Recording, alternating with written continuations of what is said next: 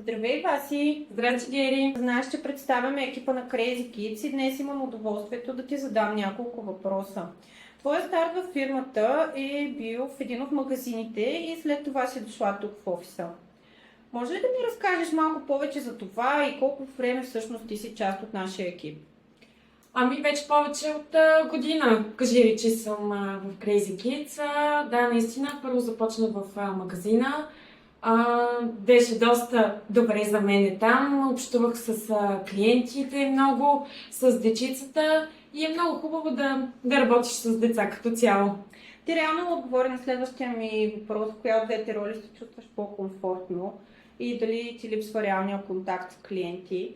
Но всъщност, може ли да ми кажеш къде наистина ти е по-добре? Да контактуваш с клиентите или тук в офиса и защо?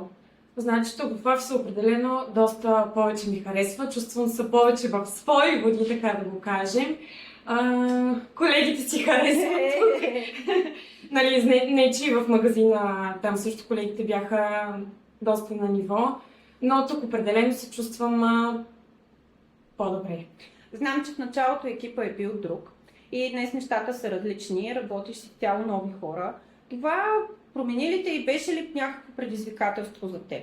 Ами, да, беше предизвикателство, защото все пак с предния колектив те ме научиха на много неща, бях свикнала с тях, но мисля, че ние трите доста добре се сработваме, помагаме си една на друга и направихме доста добър екип. Страхотно. Няма да крия, че те познавам от половин година и знам, че имаш много качества. Интересно ми е да ми споделиш какво в работата ти те кара да се чувстваш удовлетворена. Ами, това, че научавам всеки ден нови неща.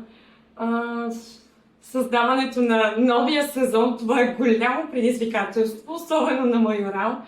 И да видя крайния резултат. Това наистина би ме накарало да се чувствам доста добре, когато видя крайния резултат и то е добре. Да. Любопитно ми е дали има нещо, което би променила. Ами, не мисля, че бих променила нещо. Всичко си е добре така. А сега е един личен въпрос. Ти си майка на две прекрасни деца и всяка майка мисли и иска най-доброто за тях.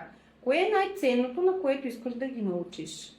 Ами, като цяло никога да не се предават, винаги да върват напред и просто да не се предават.